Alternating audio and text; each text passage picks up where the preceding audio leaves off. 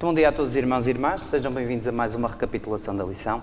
Antes de começarmos esta mesma recapitulação, vamos fazer uma breve oração. Querido Deus que estás nos altos céus, Senhor, te queremos agradecer por mais um dia que nos estás a dar.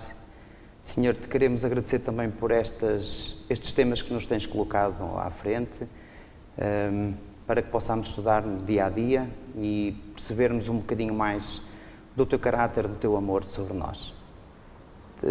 Pedimos que nos continues a guardar, a abençoar e a proteger e que estejas sempre no nosso meio, através do teu Santo Espírito. Dá-nos o resto e um bom dia na tua companhia, em nome de Jesus. Amém. Amém. Como eu disse, esta semana, mais uma recapitulação desta lição, e esta lição é bastante interessante. Fala-nos da educação nas artes e nas ciências. Como verso tema, nós temos o capítulo 19 do livro de Salmos, 19 versos 1, que diz: os céus manifestam a glória de Deus e o firmamento anuncia a obra de suas mãos. Portanto, nós aqui estamos a falar da criação. A obra revelam o Criador, revelam Deus e, para além disso, manifestam a sua glória, que é uma prerrogativa de Deus. Portanto, esta semana falámos das artes e das ciências, da educação nas artes e nas ciências, que é uma obra do Criador. Eu quero perguntar agora à Helena se ela nos pode dar um bocadinho mais de pormenor em relação acerca da obra e acerca do Criador. Então, qualquer que seja a obra artística, nós temos sempre que ter em consideração o seu criador. Seja uma obra literária, seja uma obra musical, seja uma obra das artes visuais, nós temos que conhecer o seu autor, a época em que ele viveu, o contexto artístico em que ele viveu. Estou a lembrar-me, por exemplo, e tu deves conhecer muito bem, Handel, ele compôs o Messias, é uma obra extraordinária, é uma obra musical que transcende qualquer ouvinte que possa perder algum tempo a apreciar. E se nós falarmos de Handel, e se conhecermos bem a sua composição, aquilo que ele produzia, nós depois vamos conseguir distinguir de outros compositores, como Bach, como Mozart, como Beethoven. Portanto, é ao conhecermos o artista, ao conhecermos a sua obra, que nós vamos perceber como ela se distingue dos outros. Tem o seu cunho pessoal. E torna, dessa forma, por ter o seu cunho pessoal, torna a sua obra inconfundível. Nós conseguimos, ao ver a obra, conseguimos perceber imediatamente quem é o seu autor. E é sobre este princípio que assenta a relação obra-criador, a relação Deus-natureza. É importante que a palavra de Deus esteja sempre, em qualquer disciplina, em qualquer matéria de conhecimento, que esteja sempre centrada no estudo desses conteúdos. Ao aprendermos a ver o modo como Deus vê a sua criação como algo orgânico, como algo dotado de propósito, que não é aleatório, ficamos mais perto de compreender como certas disciplinas podem e de certa forma devem ser ensinadas. Posso-te dar um exemplo muito simples que até costumo usar nas minhas aulas. Nós temos, quando eu trabalho a luz e a cor com os meus alunos, eu explico-lhes isto de uma forma muito breve e simples. Nós temos duas tipologias de cor. Temos as cores quentes e as cores frias. Isto diz-te alguma coisa? Nós temos as cores frias, que são aquelas que nos transmitem uma sensação de tranquilidade, de serenidade, de paz, de calma, e são elas o verde, o azul, o violeta. E depois temos as cores quentes, que também influenciam o nosso estado de espírito, mas neste caso para um estado de espírito mais enervante, mais em ebulição, mais enérgico, mais pronto a trabalhar, mais dinâmico. E agora repara numa coisa, quais são estas cores? São o amarelo, o vermelho, o rosa, o laranja, são essas que nos potenciam toda a dinâmica. E alteram também o nosso estado de espírito, não é à toa que de inverno nós se calhar somos um bocadinho mais parados, mais melancólicos, e assim começa a vir a primavera, o sol, o calor, nós estamos mais desenvoltos, mais disponíveis para trabalhar, mais enérgicos. E agora repara numa coisa, quando Deus criou este mundo, Ele usou estas duas tipologias de cores. Agora imagina que Ele só usava uma, só usava as cores quentes. Tínhamos um mar vermelho, tínhamos árvores laranjas e só tínhamos cores quentes. Então essas cores iriam influenciar o nosso estado de espírito. Íamos estar sempre em ebulição, sempre se calhar prontos para o conflito, e o mesmo, ou melhor, o contrário poderia acontecer se tivéssemos um mundo, uma criação em que só tivéssemos cores frias. Tínhamos um sol verde, uma areia, agora isto sou eu que estou aqui a inventar um bocadinho, não é? Uma areia violeta, e o que é que acontecia? Se calhar andávamos mais melancólicos, um bocadinho mais apáticos, mais tranquilos, cada um na sua vida, mais afastados, não é? E não nos dávamos tanto uns aos outros. Mas Deus, na sua sabedoria, o que é que Ele fez? Ele juntou as duas tipologias de cores. E então o que é que nós temos? Temos uma harmonia de cores que nos permite viver e ter um estado de espírito em que tanto temos alguma energia, como temos serenidade, tranquilidade, e tudo isso é importante para o nosso desenvolvimento e crescimento. Essa é a parte importante que nós devemos retirar desta lição da educação na arte e nas ciências, é que tudo é criado com um propósito. As coisas não são feitas ao acaso. O engenheiro que criou este mundo, que criou a natureza, sabia o que estava a fazer. E ele não nos abandonou, ele não criou e ficou criado. Não é como um carro que o criador, que o fabricante fabrica, o carro está pronto a ser utilizado e agora ele vai sozinho. Não, isso não acontece connosco. Nós temos um criador que é também o nosso mantenedor.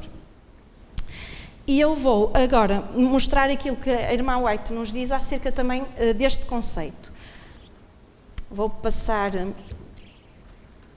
um trecho do livro Educação, página 99, e diz-nos: a natureza testifica de Deus.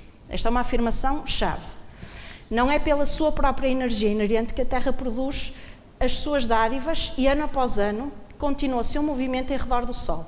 Uma mão invisível guia os planetas no seu giro pelos céus. Uma vida misteriosa invade toda a natureza, vida que sustenta os inumeráveis mundos através da imensidão toda. O mesmo poder que mantém a natureza opera também no homem. Portanto, Deus não criou e deixou-nos aqui ficar. Deus criou-nos e agora mantém-nos. Cuida de nós, não é? Mas, no entanto, também podemos cair no erro de adorarmos a criação em vez do Criador. Portanto, eu queria te perguntar acerca de como adoramos a criação e também como nos dias de hoje a educação mundana trabalha no pressuposto de que não há Deus. Sim. Isso hoje é muito claro e é muito comum. E a partir de meados do século passado, isso afirmou-se cada vez mais. Mas não vou ser eu que te vou mostrar. A irmã White também, no livro Educação, página 17, ela mostra-nos que, ou melhor, página 19, aquele que coopera com o propósito divino em transmitir à juventude o conhecimento de Deus e em lhes moldar o caráter em harmonia com o seu, realiza uma elevada e nobre obra.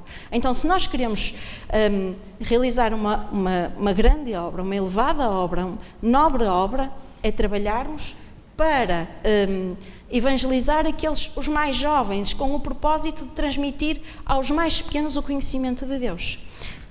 E ela continua na página 17: é obra de verdadeira educação desenvolver esta faculdade, adestrar os jovens para que sejam pensantes e não meros refletores do pensamento de outros, daquilo que os outros estudaram. Não. Devemos dizer aos nossos jovens: estuda tu, pesquisa tu, vai tu conhecer, vai tu procurar. Não esperes porque os outros aprenderam. Vai tu, toma a tua iniciativa. Em vez de lhe limitar o seu estudo ao que os homens têm dito ou escrito, sejam os estudantes encaminhados às fontes de verdade, aos vastos campos abertos e pesquisas na natureza e na revelação. O erro de negarmos o Criador pode nos levar à maior consequência que nós podemos ter na nossa vida, que é qual? Que é perder a vida eterna. Essa é a pior consequência que nós podemos ter na nossa vida. E estou-me a lembrar de uma vertente que existe muito. Ao negarmos o Criador, há uma vertente que é as energias que existem, a energia da terra, do fogo, do ar, do vento, que são elas que sustentam o universo. Isso é falso, é errado. E na primeira citação que eu li, na página 99 do livro Educação, a afirmação foi: a natureza testifica de Deus. É Deus que lá está. Não são as energias que estão a suster tudo aquilo que nós vemos. Há uma questão que eu te pedia que lesses Na lição de domingo, não estava mesmo a olhar para ela. Sim. Agora, mesmo na parte de baixo da lição de domingo, pensa acerca da incrível maravilha e beleza presentes no nosso mundo, mesmo após o pecado. Portanto, como é que podemos aprender a retirar a esperança e conforto delas, especialmente em tempos de provações e de sofrimentos pessoais? Então não vou ser eu que te vou falar. Mais uma vez, a serva de Deus, no livro de Educação, página 17, ela mostra-nos isso mesmo. A natureza ainda fala do seu Criador. Toda a vida, essas revelações são parciais e imperfeitas. Nós nunca, enquanto aqui vivermos, nunca vamos conhecer a criação como ela foi feita no seu início, na sua origem, antes do pecado. Isso nunca vai acontecer. Em nosso decaído estado, com faculdades enfraquecidas e visão restrita, somos incapazes de as interpretar corretamente. Não está ao nosso alcance. Ponto final. No entanto, ela continua, apesar de ser maculada pelo pecado, ela não fala somente da criação, mas fala também da redenção. E repara bem, como é que ela fala da redenção? As árvores lançam as suas folhas apenas para se vestirem de folhagem mais vicejante. As flores morrem para brotar com nova beleza. E em cada manifestação do poder criador existe a segurança de que podemos ser de novo criados em justiça e em santidade. Assim, as próprias coisas e operações da natureza que tão vivamente nos trazem ao espírito a nossa grande perda, tornam-se mensageiros de esperança. Então, se nós vemos que há o pecado, que há a folha que cai, que há a flor que murcha, mas ela nasce novamente, ela ressurge com uma nova beleza. E é essa lição que nós temos que retirar. Apesar de estarmos num mundo decaído, de pecado, nós temos à nossa disposição a redenção, para que nós possamos nascer de novo, com uma nova beleza. Desculpa, deixa-me só terminar. A citação continua. Até onde se estenda o mal, é ouvida a voz do nosso Pai, ordenando a seus filhos que vejam nos resultados daquele a natureza do pecado, admoestando-os a esquecer o mal e convidando-os a receber o bem. Portanto, é uma lição que nós podemos tirar há lições que nós podemos tirar de como fazer.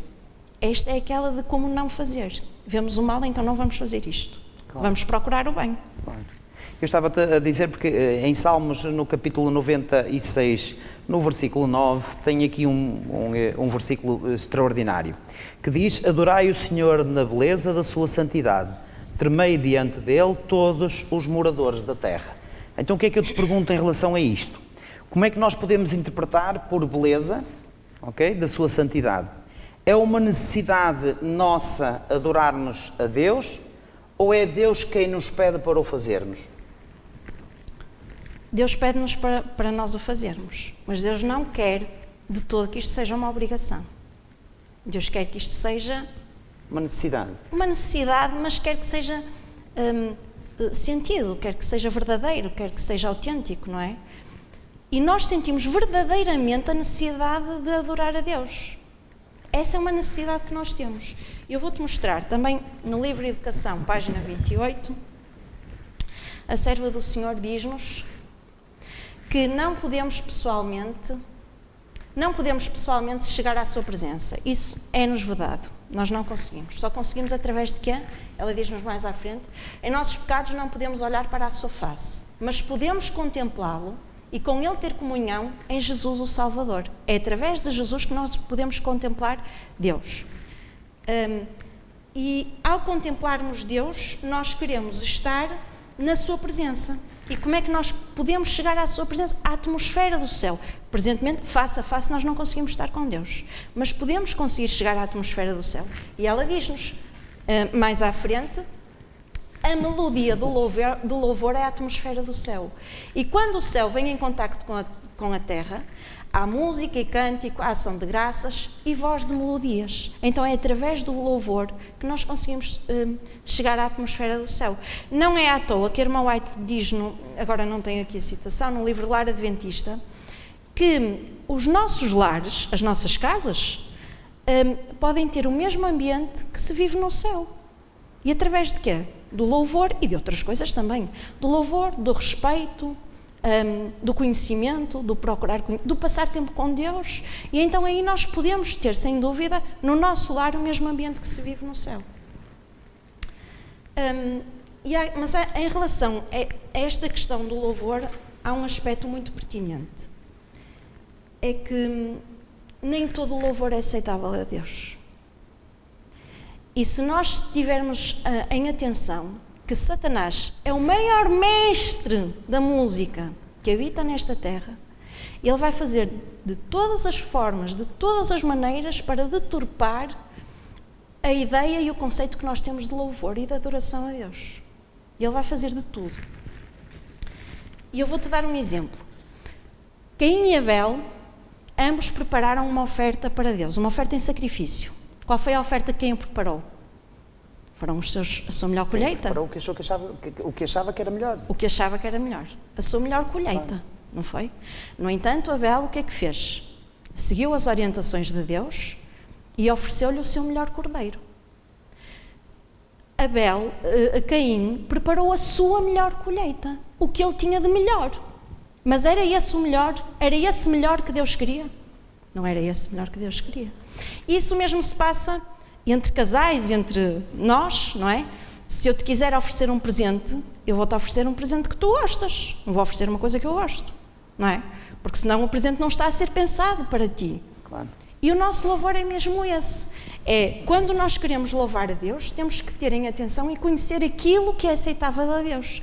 E agora a pergunta também pode ser, mas como é que eu sei qual é o melhor louvor para Deus? O que é que Deus aceita? Qual é o louvor que Deus aceita da minha parte? E isso só tem uma forma de nós sabermos. É conhecermos o caráter de Deus. Só a partir do momento que nós conhecermos o caráter de Deus, estamos prontos para saber qual é o louvor que é aceitável para Ele.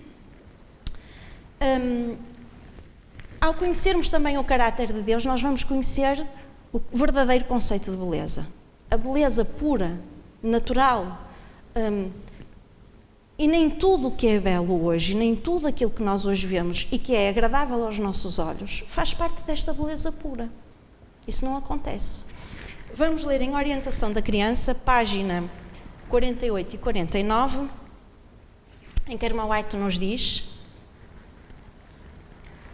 educai as crianças e jovens a considerarem as obras do artista por excelência e imitar as graças atrativas da natureza na edificação do seu caráter. Então, se nós querermos conhecer o que é o belo, o que é aquilo que é aceitável para Deus, o que é que ela nos diz? Vamos ensinar as nossas crianças a aceitar a sua natureza, a considerar a sua natureza. E a partir da sua natureza, também elas vão moldar o seu caráter ao caráter de Deus. Essa vai ser a consequência. Isto vai plenamente de encontro àquilo que diz na lição de segunda-feira, e para que os irmãos possam também acompanhar, mais ou menos a meio da lição de segunda-feira, diz-nos assim, Ellen White, O Caminho para a Esperança, no capítulo 10, página 87, diz: Deus queria que os seus filhos apreciassem as suas obras e se deleitassem na beleza simples e tranquila com que Ele adornou o nosso lar terrestre. Ele é um amante do belo, mas para além do que é exteriormente atraente, Ele ama a beleza de caráter, Ele deseja que cultivemos a pureza e a simplicidade, as suas virtudes das flores, as suaves virtudes das flores. Exatamente. Não será... Deixa-me só fazer-te esta pergunta. Em relação àquilo que nós temos estado a descrever até aqui. Não será que tudo o que é belo é realmente santo? Não, não é. Não é? E nós podemos ver logo nos primeiros relatos da Bíblia, não é? Eva, quando foi chamada pela serpente, a serpente era bela, não é? O que é que a serpente lhe mostrou? Um fruto atrativo. Aquela árvore também era bem adornada, era bela. E o que é que aconteceu?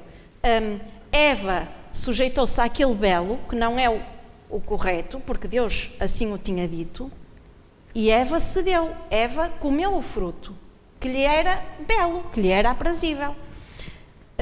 Temos, por exemplo, outro exemplo, que é José.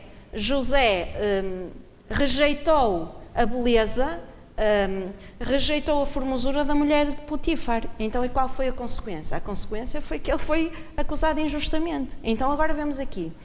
Então, Eva pecou, comeu o fruto, não é? E foi expulsa do jardim do Éden, mas arrastou com ela todo o mundo, não é? Toda a humanidade foi arrastada para ela, com ela. José foi fiel, não cedeu ao belo, que não é o belo aceitável, não é? Ele não cedeu, e como não cedeu, ele foi acusado injustamente. Mas mais tarde a recompensa foi muito boa, foi excelente. Estes dois exemplos, em que um aceita a beleza e sofre as consequências, e depois o outro, que é acusado injustamente, mas que mais tarde é recompensado, mostra-nos que não existe uma barreira entre o belo que é aceitável aos olhos de Deus e o que não é.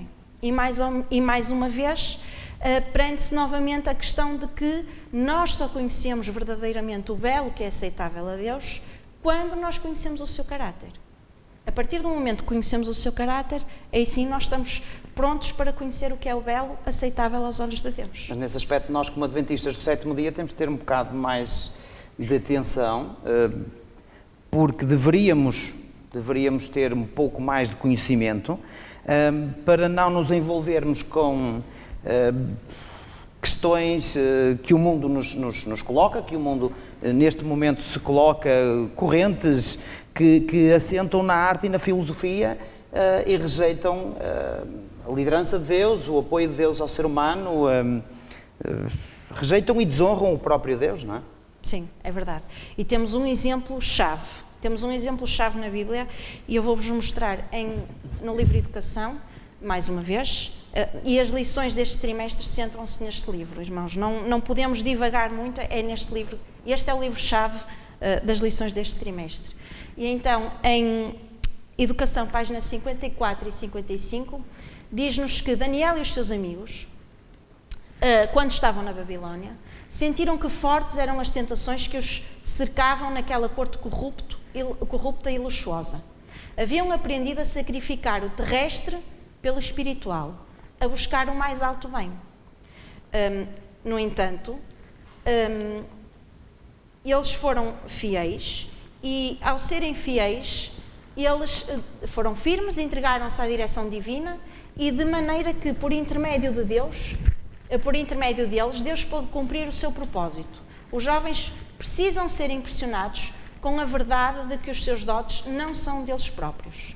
Força, tempo, intelecto não são senão tesouros emprestados. Portanto, tudo aquilo que Deus nos dá não é nosso. Os nossos dons, isso nós já estudamos, enquanto as lições nós já estudamos os dons que Deus nos dá. E ela continua a dizer... eles pertencem a Deus e deve ser a decisão de todo jovem pô-los no mais alto e elevado uso. Não sei se querias acrescentar. Não, sabes que o apóstolo Paulo também nos exorta em relação a esse aspecto, e podemos lê-lo em 1 de Timóteo, capítulo 6, versículos 9 e 10. Vamos ler. Que nos diz o seguinte: no entanto, os que ambicionam ficar ricos caem em tentação, em armadilhas e em muitas vontades loucas e nocivas, que atolam muitas pessoas na ruína e na completa desgraça.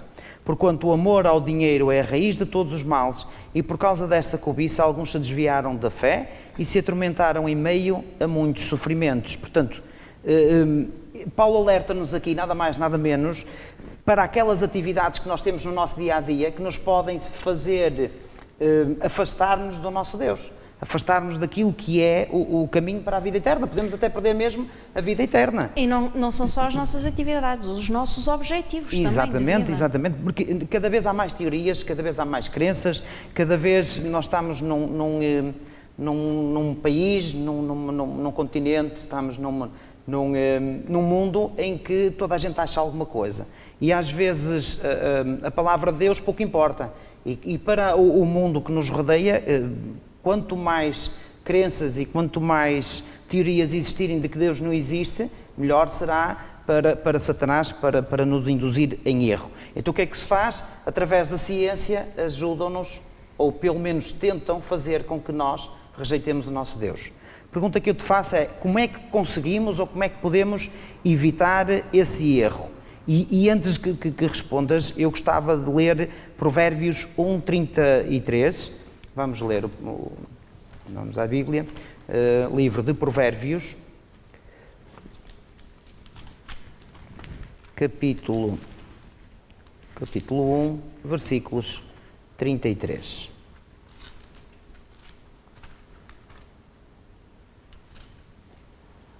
que nos diz: mas aquele que me der ouvidos viverá em plena paz, seguro e sem temer mal algum. Portanto, o que acontece aqui é que nós não podemos viver sem Deus. Não, a lei de Deus é o princípio da sabedoria, é aquilo que a Bíblia nos diz. E acarinhar amigos tolos, comportamentos tolos, princípios desviantes, só nos vai fazer rejeitar Deus. E rejeitar a sua sabedoria. Ao rejeitarmos Deus, estamos a rejeitar a sua sabedoria, a sua instrução, os seus conselhos. Deus deseja que o seu povo busque a sua palavra, busque a sua sabedoria. Para quê? Para nós sermos felizes. É aquilo que Deus mais quer, é que nós sejamos felizes, que nós tenhamos sucesso, mas muito sucesso. Deus quer que nós tenhamos muito sucesso nesta terra. Agora, quando o sucesso que nós queremos é desviado e é desviante dos princípios e de tudo aquilo que Deus tem proposto para nós, aí as coisas têm tudo para correrem mal. Vou-te pedir para leres também Daniel capítulo 1, versículo 20. Voltamos novamente a Daniel. E o rei concluiu que eram 10 vezes mais sábios e instruídos do que todos os magos, místicos e adivinhos que havia em todo o reino, e isso em todos os assuntos e matérias referentes ao saber e ao discernimento, sobre os quais o rei os inquiriu diligentemente. E diz aí que Daniel e os seus amigos não eram duas vezes, nem eram três, eram 10 vezes mais sábios. E porquê? Porque estudaram mais? Não, eles não estudaram mais, eles estudaram o que era correto, o que era certo. Eles procuraram a sabedoria, ou melhor, procuraram o conceito pleno de sabedoria, que é o quê? Que é a palavra de Deus, que é a lei de Deus. Vamos continuar a acompanhar aquilo que nos diz o livro de Educação relativamente a este aspecto, agora na página 56, que nos diz: apegando-se Daniel a Deus com inabalável confiança, o espírito de poder profético veio sobre ele. Sendo honrado pelos homens com as responsabilidades da corte e os segredos do reino, honrado foi por Deus. Então ele não foi só honrado pela corte, ele foi honrado por Deus como seu embaixador, bem como instruído a ler os mistérios dos séculos vindouros. Portanto, ele tornou-se também profeta. Monarcas pagãos, mediante a associação com o representante do céu, foram constrangidos a reconhecer o Deus de Daniel. Então aquilo que está a acontecer hoje em dia foi precisamente o contrário que aconteceu no tempo de Daniel. Enquanto que agora rejeitamos Deus, rejeitamos a nossa sociedade, não é? Rejeita Deus, não há um Deus criador, há a natureza, mas não há criador. Aquilo que aconteceu no tempo de Daniel é que pela sua postura, pela forma como ele se enraizou em Deus, todos os monarcas, a corte, todos aqueles com quem ele trabalhava, foram obrigados a reconhecer o Deus de Daniel. É precisamente o oposto daquilo que está a acontecer hoje em dia. Vamos continuar, vou passar uma nova citação, que nos diz... E antes disso, eu vou fazer uma pergunta. Será que podemos dizer que Daniel achou graça aos olhos de Deus?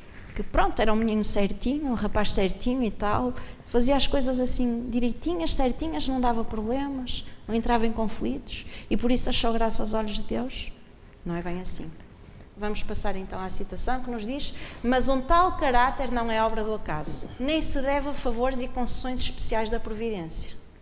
Um caráter nobre como o de Daniel é o resultado da disciplina própria, da sujeição da natureza inferior pela superior, a renúncia do eu para o serviço do amor a Deus e ao homem.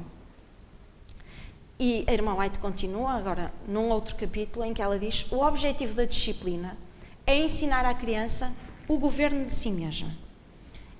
E agora vamos pensar numa coisa. O tolo, foi aquilo que nos foi mostrado em Provérbios, o tolo rejeita a sabedoria, faz o que quer. Faz o que lhe apetece. Mas a irmã White, aquilo que nos diz, e agora centrando-nos um bocadinho mais na parte educativa, uma vez que este trimestre também falamos muito sobre a educação, em orientação da criança, a irmã White diz-nos que visto não dirigirem e corrigirem corretamente os filhos, e se calhar ela está aqui a falar de alguns casos específicos ou generalizados, milhares estão crescendo com caráter deformado, com moral frouxa, com pouca educação, nos deveres práticos da vida. Portanto, tudo ao contrário daquilo que Daniel viveu. é-lhes deixado fazer o que querem, com os seus impulsos, seu tempo e suas faculdades mentais.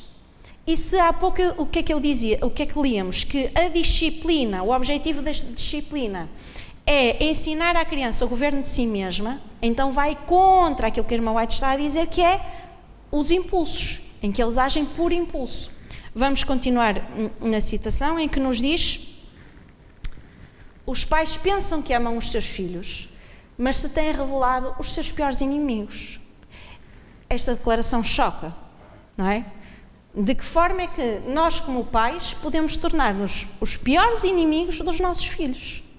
E como é que isso acontece? Acontece quando somos condescendentes, quando não lhes ensinamos a disciplina, o domínio próprio, o trabalho. Isto é custoso e é demorado e não é tão apelativo como agir por impulso, como deixar ir, como deixar fazer o que quiser.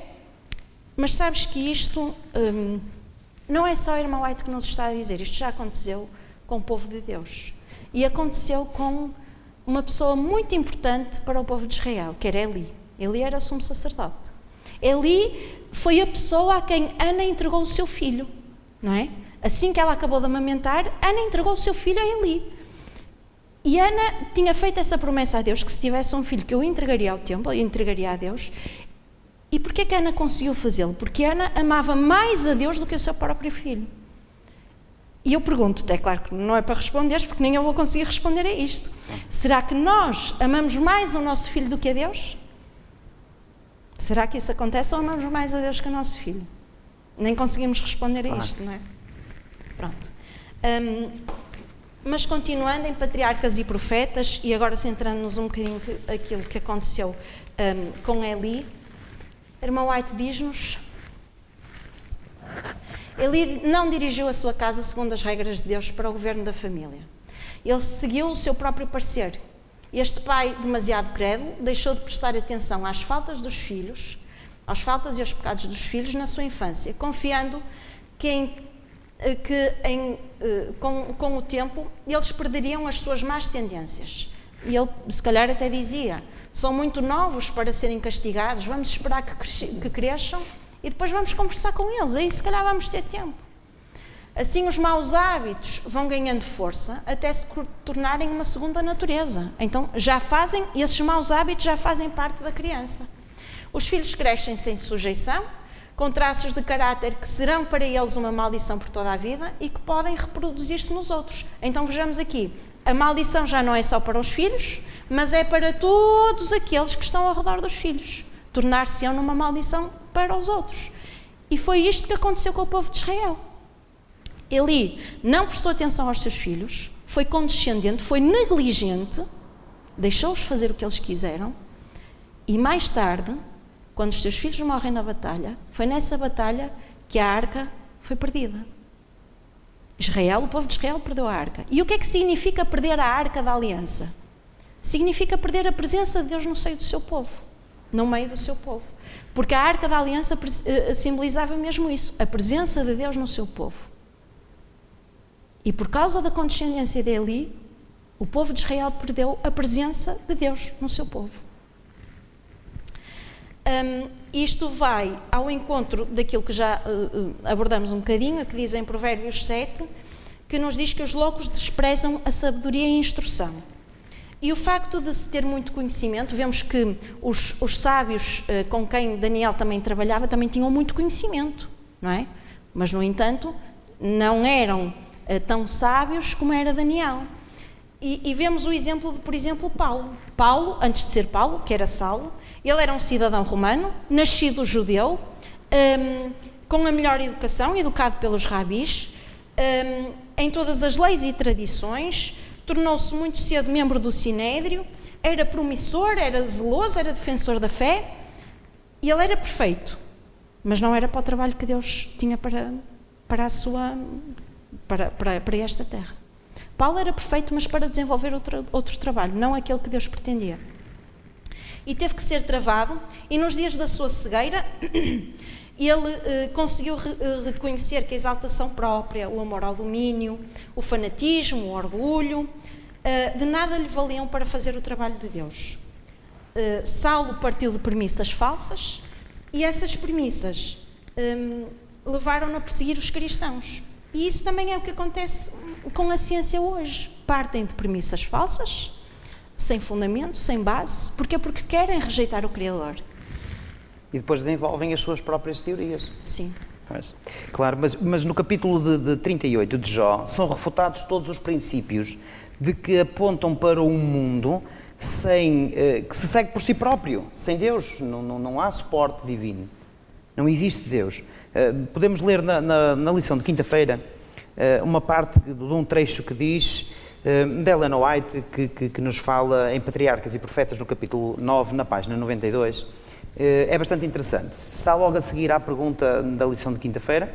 Muitos ensinam que a matéria possui força vital, que certas propriedades são comunicadas à matéria e que ela fica a agir através da sua própria energia inerente e que as ações da natureza são dirigidas de acordo com leis fixas, nas quais o próprio Deus não pode interferir. Isto é ciência falsa e não é apoiada pela palavra de Deus. A natureza é serva do seu Criador, a natureza testifica de uma inteligência, de uma presença, de uma energia ativa que opera nas suas leis e por meio das suas leis. Há na natureza a ação contínua do Pai e do Filho, e Cristo próprio diz: o meu Pai está sempre a trabalhar e eu faço o mesmo. Exatamente. Eu vou avançar um bocadinho e vou-te pedir para leres Jó 38:11. A hora está que avançada. Eu também falei no capítulo... Em Jó 38, capítulo 11, já que estamos a falar de Jó. Diz então: quando eu lhe ordenei, até aqui virás com tudo, não avançarás, e aqui se quebrará o orgulho das tuas ondas. Deus tudo criou e tudo mantém. E é usurpação nossa querer saber ou achar mesmo que sabemos o mesmo que Deus. Isso é uma prerrogativa de Deus, o conhecimento dele que nos é vedado. E a irmã White afirma o mesmo em Educação, página 133. Aquele que mais profundamente estudar os mistérios da natureza, mais plenamente se compenetrará na sua própria ignorância e fraqueza. Compreenderá que existem profundidades e alturas que não poderá atingir, segredos que não poderá penetrar e vastos campos de verdade jazendo diante de si, não penetrados. Então, há muita coisa, há muito conhecimento que nos está vedado. E quando nós temos a arrogância de querer ir para lá, do conhecimento que nos é permitido ter, nós esbarramos e emitimos estas falsas premissas e emitimos novas teorias que nada vão de encontro à criação e ao Criador. Eu vou recuar um bocadinho na lição e vou à lição de quarta-feira, porque temos aqui uma pergunta que provavelmente vai englobar tudo aquilo que temos estado a falar até ao momento. É mais ou menos a meio da lição, diz-nos o seguinte: no entanto, de um ponto de vista cristão, o que significa realmente um conhecimento das artes e das ciências, se não envolve conhecer a diferença entre o justo e o injusto, o bem e o mal, a verdade e o erro. Vê uma coisa, Satanás criou uma teoria para nos desviar de adorar a Deus, não é? Criou uma teoria nova, a teoria da evolução. E as pessoas estão a ser enganadas de forma a não adorarem o Criador, não é? Porquê? Porque se há criação, há Criador. Nós adoramos-o, não é? E a primeira mensagem angélica que nós encontramos em Apocalipse 14, o que é que diz? Temei a Deus e dá-lhe glória, porque é vinda a hora do seu juízo, aquele que criou, e adorai aquele que criou os céus, o mar e a terra. Então está presente na primeira mensagem angélica o Criador, não só a criação, o Criador. E quando me perguntas, desculpa, vou-te pedir para repetires a questão, está na lição de quarta-feira. Sim. O que significa realmente o conhecimento das artes e das ciências, se não envolve conhecer a diferença entre o justo e o injusto, o bem e o mal, a verdade e o erro. Exatamente. Então, se há Deus, se há Criador, Deus criou, existe uma série de leis pelas quais a sua criação funciona, não é? E se não há criação, se nós rejeitarmos a criação, se nós rejeitarmos o Criador, então nós simplesmente existimos, há evolução. E quando não há criação, não há Deus, não há lei, então não há regras, nós podemos fazer tudo o que quisermos. Há uma anarquia, não existe lei, nós fazemos o que quisermos. O homem é que define o que é certo, o que é errado, o que é bom e o que é mau. E alguns princípios da teoria do evolucionismo inicialmente não foram logo totalmente aceitos, está bem? E na década de 50, quando a genética molecular começou a surgir, a ser desenvolvida, mais tarde, na década de 60, 10 anos após, mais ou menos por aí, uma evolução centrada nos genes, nos genes evolutivos, ganhou maior proeminência. E o que é que acontece? Vê bem, então esta teoria começa a ter maior aceitação, então desenvolvem-se outros conceitos que nos permitem, ou melhor, permitiram à sociedade perceber que se calhar esta teoria tem pano para ser aceite. Há uma maior aceitação por esta teoria, então rejeita-se mais o Criador, então não há lei, não há certo e não há errado. E se nós repararmos, a década de 60 foi a década de quê? Havia um mote para a década de 60, era o quê? Sexo, drogas e rock and roll. Não é? Foi nos anos 60 em que surgiu o maior grupo musical, teve uma expansão enorme, que eram os Beatles, são o grupo que mais discos vendeu da história musical.